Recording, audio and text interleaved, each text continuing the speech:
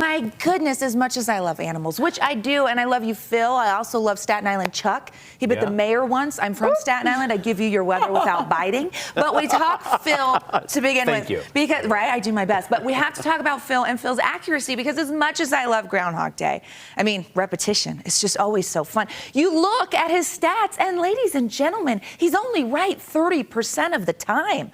Rough. Listen, I'm not banking on Phil being right ever, but I will tell you, this year, I'm going to give him his due, because he's calling for an early spring, and the equinox is actually on the 19th this year, as opposed to the 20th or 21st, because it's a leap year. So you know what, Phil? Take the win and run with it. But as far as local weather goes, trust your meteorologists. We keep you forewarned, and we told you about this storm. Live view from Trail Mountain, Central Mountains, picking up snow, and we're continuing to see that in the south and now the northern mountains. We should mention that overnight we saw that avalanche danger spike for the southern mountains as well as the Abajos because of this heavy, wet, dense snow that really started to stack up. It's moderate danger in the north, but now we've got moisture moving in, and that will change. An avalanche warning has been issued this evening for the southern mountains through 6 a.m. Saturday. What you're seeing over towards the Abajos is a watch that will likely also become a warning. Not a surprise, a tremendous amount of snow in a short amount of time.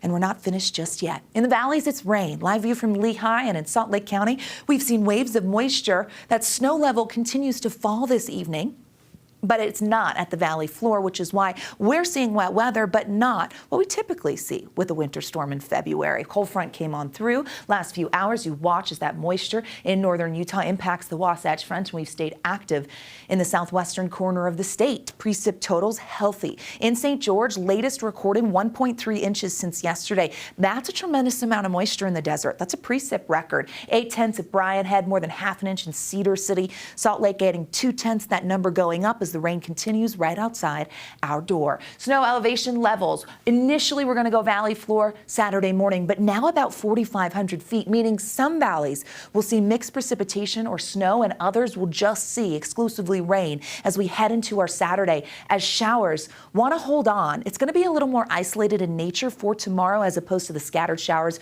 we're seeing today. 5 a.m. mountains continuing to get snow with a few spotty showers out there. By lunchtime, it's central Utah. Model picks up on it near Delta, Ephraim, all the way down to the I-70 corridor. Active skies hold on, some spotty showers in the north, including in Cache Valley. Now, as we make it through our Saturday, wet weather does dwindle, and we get a brief area of high pressure that fills in for your Sunday. So if you're looking for a dry day this weekend, that's going to be the latter half of the weekend, but it doesn't stay that way. Here's a look at additional snowfall totals for the mountains, as our winter alerts will remain in effect until 5 a.m. tomorrow for the south, and it will be 5 p.m. for the north, where we could get 3 to 8. Valleys and benches, likely rain, could get an inch if that snow level falls. We get a break on Sunday, but an active pattern holds on heading into next week as another storm system will move in that appears at this point to bring in additional atmospheric river remnants. Temperatures in the 30s and 40s, and I have to say, that's how we're supposed to be this time of year. We're actually now back to seasonal norms after several days in the 60s this week.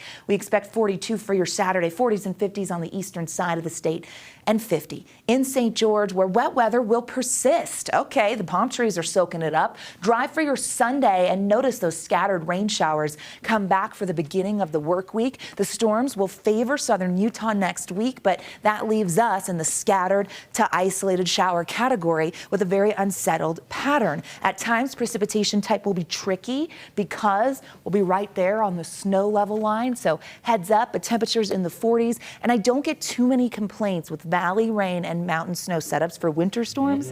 Drivers are a lot happier in this. The roads are just wet as opposed to slushy and icy. And, you know, thank you for not biting during your forecast. Unlike Punxsutawney Phil and some of the other rodents. So one thing I should tell you, Brian, I'm a little unpredictable. So I'll give it to you today, but I can't guarantee I won't ever bite. Go back to your weather burrow. I should have been here years ago. She was biting everybody. We don't talk about that anymore.